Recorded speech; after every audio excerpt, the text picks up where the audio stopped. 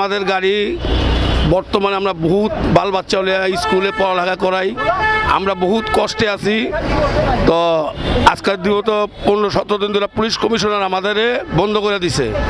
Police commissioner বন্ধ করেছে, আমাদের সাদেক হোসেন খোকায় আমাদের গাড়ি চলার অনুমতি দিছে, আমাদের সিটি কর্পোরেশনের পারমিশন আছে, আমাদের মন্ত্রণালয়ের পারমিশন আছে এবং সংসদে থেকে পাশ হয়েছে। তা আমার এক আকুল আবেদন, আমরা বাল বাচ্চা নিয়ে কোথায় যাব, কোথায় কি করব। আমার একটা মন্ত্রী মহোদয়ের কাছে, উপদেষ্টার কাছে আবেদন, পুলিশ কমিশনারের কাছে আবেদন যে আমাদের চলা বাল বাচ্চা নিয়ে চলার একটা লাইন গার্ড করে দেখ। আমাদেরকে শিক্ষণ পুঞ্জ দিছে, ওইখানে কোনো যাত্রী হয় না, ঘোড়ারে কোনো খাবারের টাকা হয় না। এখন আমি রিক্সা চালায় ঘোড়ারে খাওয়াই, রিক্সা চালায় ঘোড়ারে খাওয়াতেছি। তো আমি প্রধান পুলিশ কমিশনারের কাছে, উপদেষ্টার কাছে আবেদন করলাম, ডাক্তার ইউনূস সাহেবের কাছে আবেদন করলাম যে আমাদের চলার একটা ব্যবস্থা করে দেব। আগে আমরা প্রতিদিন গুলিস্তান সদরঘাট চালায় বাবা 1500-1600 টাকা পাইতাম। এখন এই পুলিশ কমিশনার আওয়ার পর আমাদের বন্ধ করে দেওয়ার পর আমি এখন চলার মতন কোনো কায়দায় নাই।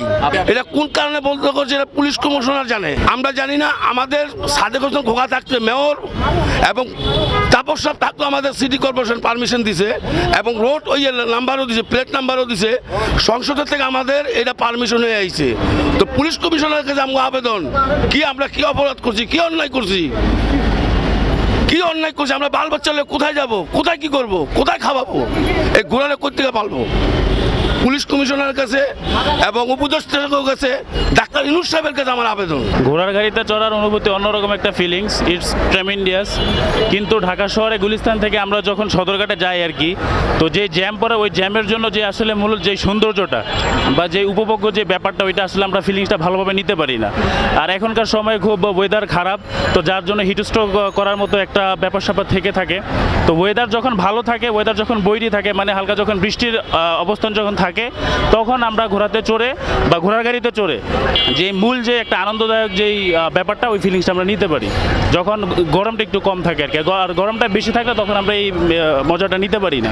আর আরেকটা বিষয় থাকে যে জ্যামজট খুব থাকে, জ্যামজটের কারণে ওই শান্তিটা আমরা আসলে ভালোভাবে পাই না। রাজধানী ঢাকা শহরে মানুষদের মধ্যে ঘোড়ার গাড়িতে চড়ার একটা প্রবণতা খুব বেশি রয়েছে।